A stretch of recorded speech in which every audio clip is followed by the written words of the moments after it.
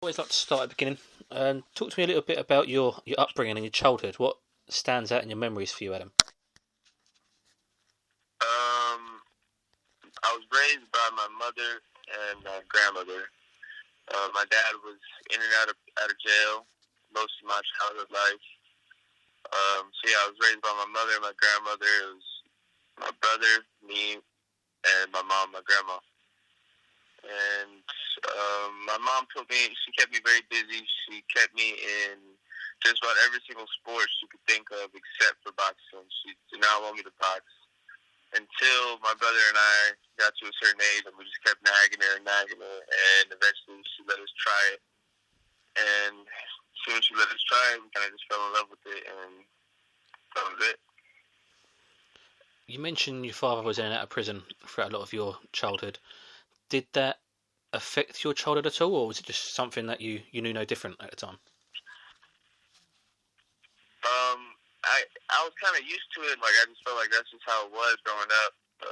It was always phone calls and letters, and go visit him, make the trip down to go visit him, and it was always a far, long drive, and I really hated going over there, but I always wanted to see him. But it was just very difficult. So I go see him every now and then, letting phone calls. But he was, the last long stretch he did was 9 years, so it was from I was 4 till I was 13 he was in. So that whole time period, it was just phone calls, letters, and visits. So it was just kind of normal to me. I didn't get to see him too much, and like I said, my mom, my grandma raised me.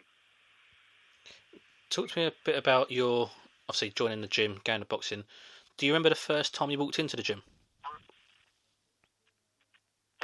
My dad would take me to the gym when I was younger. I was like maybe 2 or 3, like barely being able to walk.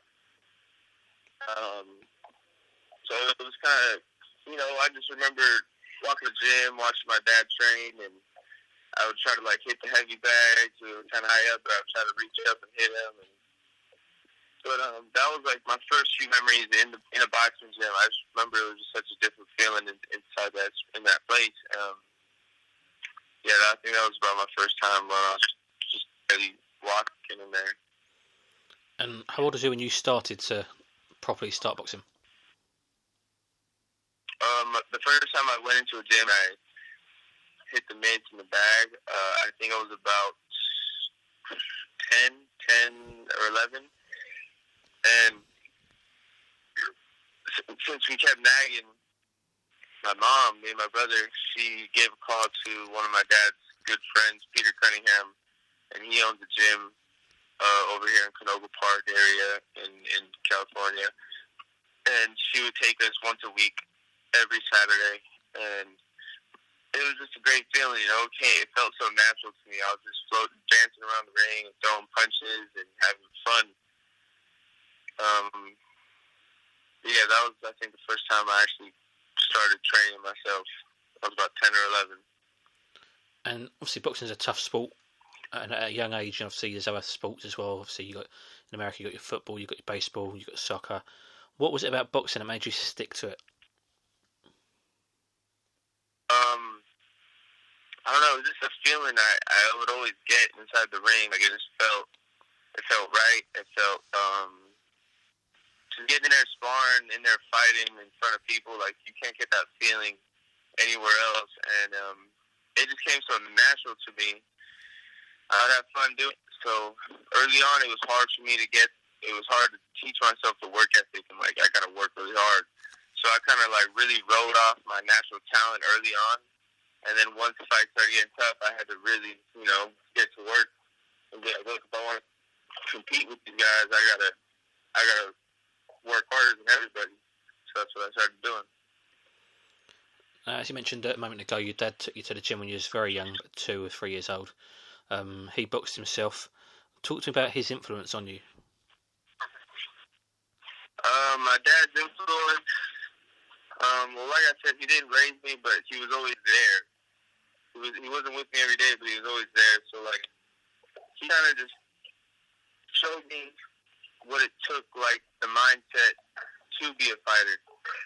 He always told me, like, look, you got to really believe in yourself. You got to work hard. this is not an easy sport. And he just always showed me how to be confident with whatever I'm doing.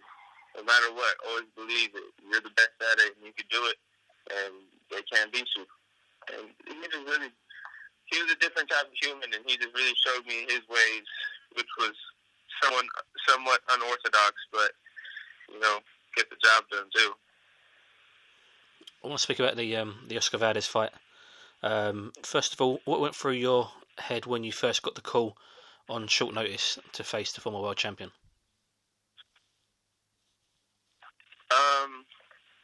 I was a little nervous, but I was very excited because I've always wanted to fight with Oscar when he was a featherweight before he moved up to super featherweight. It was a fight I always wanted, just because I saw his style. I was like, yeah, I can beat this guy. He's a champ. I know he works hard, but I believe if I get that fight, I'm going to take it and I can beat him. And then once I heard he moved up, he vacated his belt. He went to 130. Like, oh, okay, well, I guess that's not going to happen. So I just forgot about it. But then, I don't know, just a miracle happened that day. And the opponent decided to come in 11 pounds heavy, and it gave me an opportunity that I've been wanting. Now, in that fight, so you dropped him. Your stock as a fighter rose, even in defeat.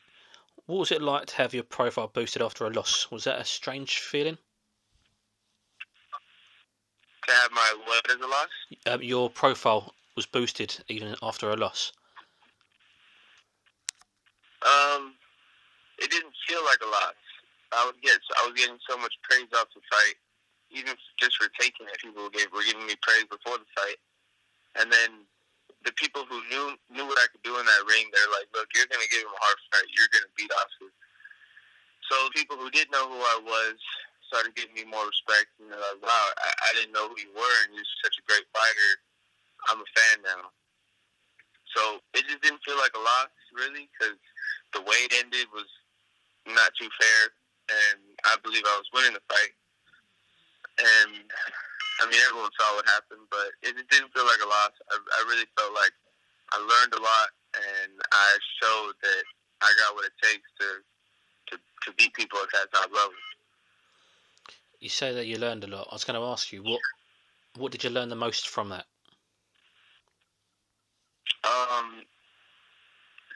I think one of the most challenging things was the day before the fight. Once they announced the fight, it was right after weigh-ins. I was pretty drained. I just ate, and boom! As soon as they announced it, it was like spreading like fire. My phone was ringing off the hook. I had to do photo shoots, interviews. It was just a packed 5 hours, and I just wasn't mentally ready for it at all. I don't know why I just was not ready for it at all, because me going to my fight on the undercard before, it was just a quick fight, boom, my fight, I was going to go home, and that was it. But now it just became the biggest weekend of my life, and it just really drained me before the fight. Went to my hotel room after all that, and I just knocked out, and rested for the day, and I was good. I was well rested for the fight, and then during the fight, I believe just to stay completely focused, because at that top level, there's like no breaks, and I think I kind of started getting a little comfortable in there, because I was just getting in my groove, and I was countering, and I wasn't getting hit, and I started getting comfortable, and boom, he caught me with that left hook, hurt me, dropped me, but yeah, I think that's another lesson I learned, just to really stay sharp, stay focused until the job is done. Now, coached by Buddy McGirt, a very knowledgeable man. What is he like in the corner in the gym? Never a dull moment with Buddy, no matter what. He's always cracking jokes, but then when it's time to get to work, it's time to get to work, and we're working hard. So, I mean, we're just having fun. We're having fun always, and working hard and learning new things, and every day we're learning something. He's teaching me something new. I'm practicing, and he's such a great coach, and it's such a blessing to have him in my corner. Now, in your gym, there was a tragedy, unfortunate passing of Maxim Dadashev. Did that hit home to you the realities of the sport and how dangerous the game is? Yeah, that one really hurt because his last two fights, I was one of his main sparring partners. So I was in the gym with him training.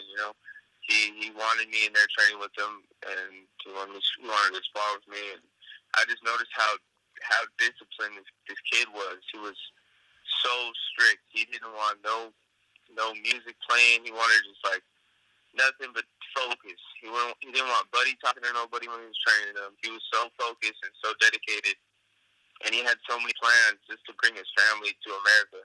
That was his plan. He wanted to bring his whole family over here and enjoy life, and he worked so hard for it. And it really just shocked me when I heard the news, and it really hurt. Has it changed your approach to the sport at all? Yeah, definitely.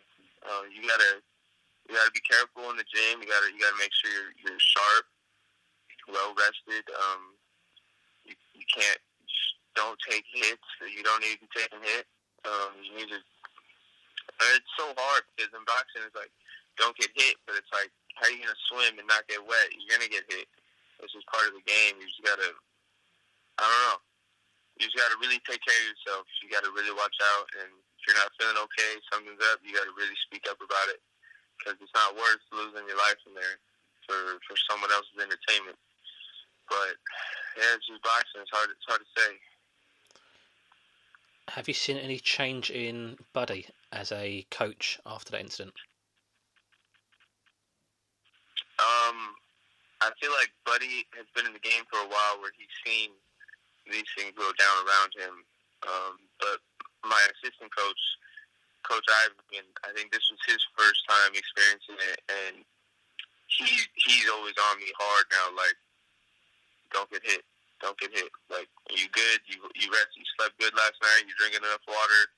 And then for the weigh-ins, when we're cutting weight, he doesn't like me not drinking water. He's like, let's have some type of water because that water's protecting your brain. And if you dehydrate yourself, you're not going to have that fluid in your head when you fight, and it's going to be very dangerous. So he's very on me like that, which is good. We need that. He's making sure I'm okay. And he doesn't want me to hurt myself cutting weight.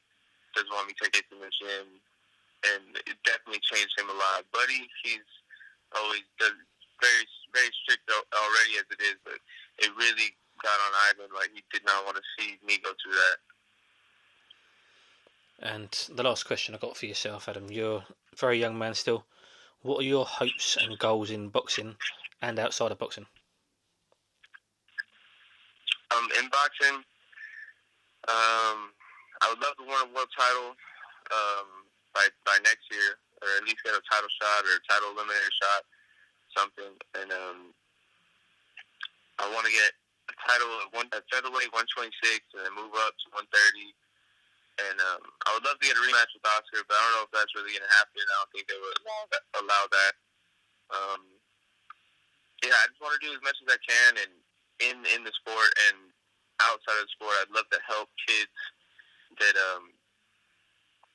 need some type of guidance. There's a lot of kids out there that are getting into trouble, and boxing really helped me and kept me straight, kept me on the straight line, and kept me out of trouble. So that's kind of what I want to do. I already kind of do it now, but I want to push more towards it and really help these kids out. And I don't want to be boxing too long. Hopefully I could get in and get out. And I do want to be a coach when I'm done boxing. I would love to coach fighters, kids, and just help out this sport that brought me so much. It taught me so much, and I'd love to get back for it. But yeah, that's it. Perfect. Is there anything that you wanted to add at all, Adam? No, I think that's good. Perfect. Thank you very much for your time. I appreciate it.